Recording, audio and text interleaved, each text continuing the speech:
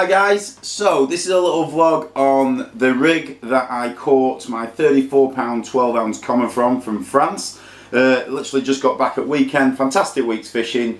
Fished really hard, but as a team there's a few Viper lads there. Mr. Richard Downey had 9 fish out.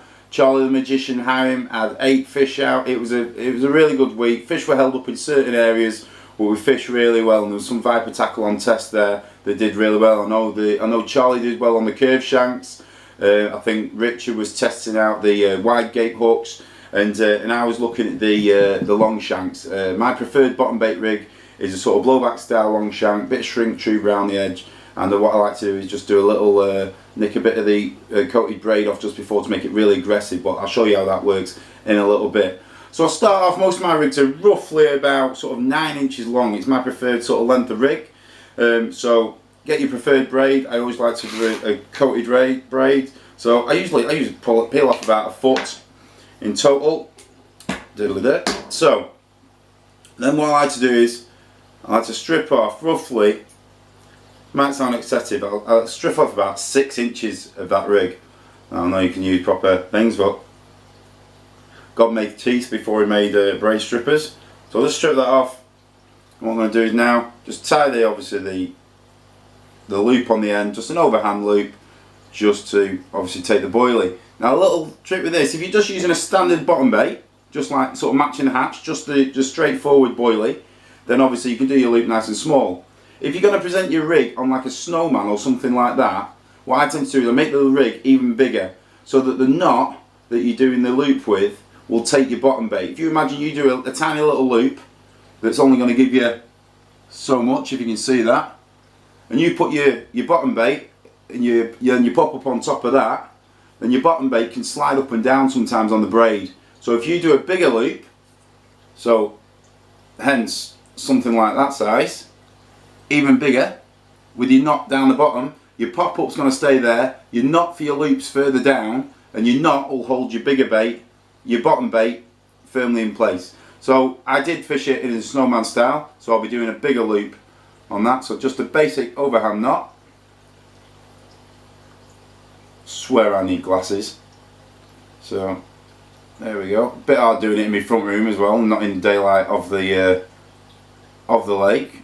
So you see, my overhand knot is probably, don't know if you can focus on that, it's probably about 1 inch long. Okay, so that's that.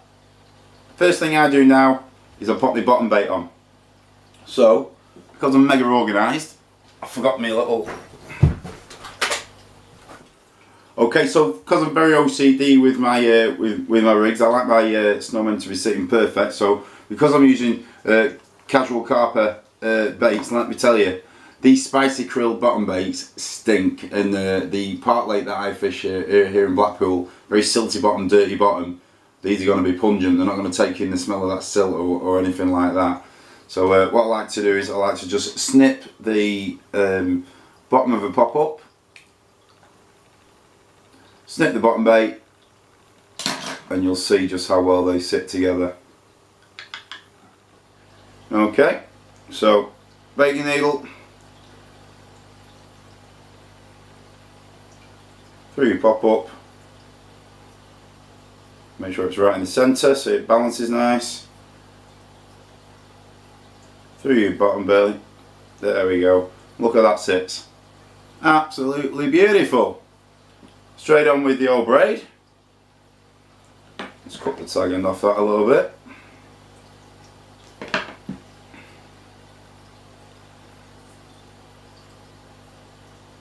Close the hatch on that, slide him on, and you can see now as I'm sliding it on, that bottom bait goes underneath that knot. Slide it on, and that is holding it in place. See how that grips it? That on there. Little bait stop.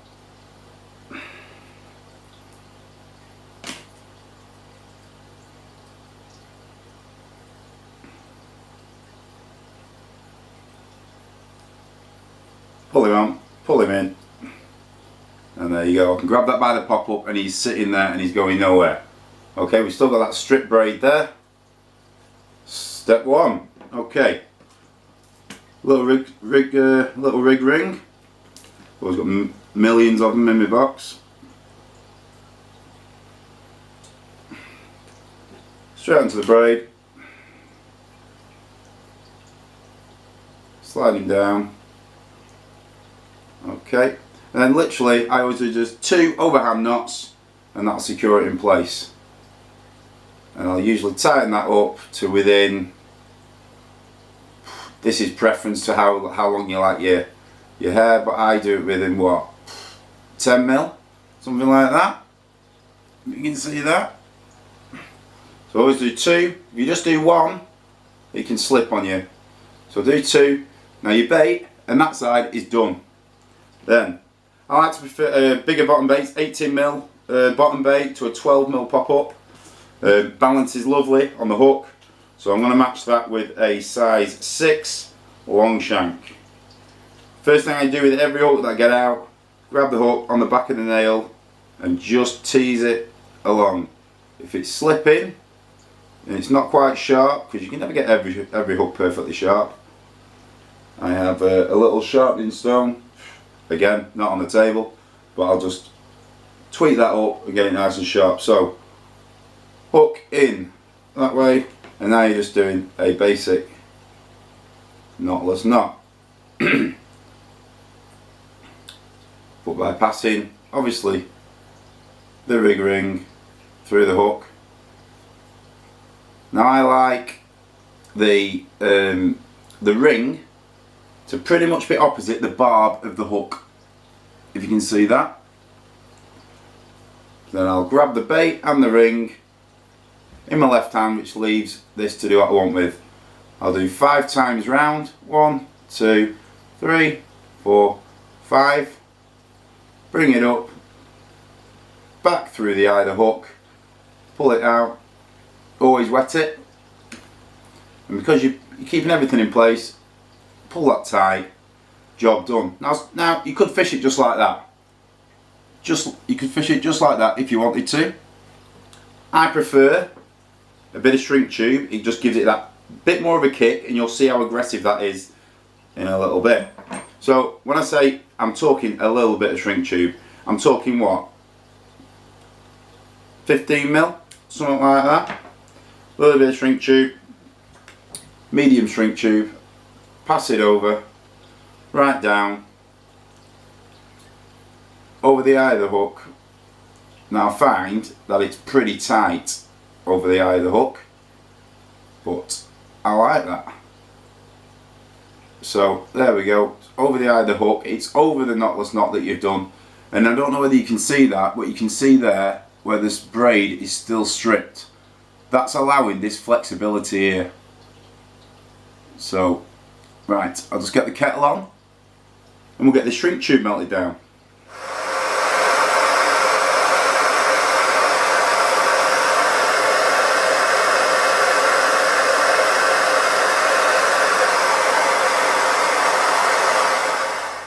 Okay, so that's the shrink tube done.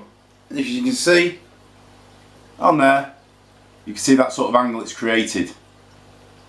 Okay, and you can just about see where it's still broken there, if you see that angle. What that allows it to do, if we can focus, no matter what angle that hook bait is sitting, it flips it completely.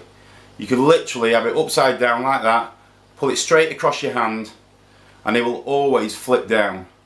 Have it sideways, pull it straight. I'm not even pulling it downwards over my hand. Look, that hook is completely up in the air, pull it straight, and it is always flipping. And that will sit, I'll stick my baiting needle on top of it. That's going to sit just like that above. Okay, so in essence, that is it. That's my preferred bottom bait rig. Longshank hook, really happy with the Viper hooks. They are very strong. They are, I don't know, they're brilliant. They're really good. I'm really impressed with them. Just started using them, and they are now, I'm using them every single time. I think they'll be absolutely bob on in my tackle. I love this rig. I love the shrink tube kicker on it, the blowback style. You know what I mean? You get a bite. That bait's completely out the way on the ring there. Again, attach that, tie it straight on if you're fishing. If you prefer that line of it, Myself, I'm a figure of 8 man, so I'll literally just get that rig to exactly what I want. So I'm fishing that at, I don't know, say I want it at 8 inches or what have you. I can get the 8 inch, bend it straight round, you know, get my loop, as if I'm going to go and do an overturn knot, but go around the back and through the loop you've just made, pull him up, there you go, one figure of 8, ready to go on a quick change swivel, bob on.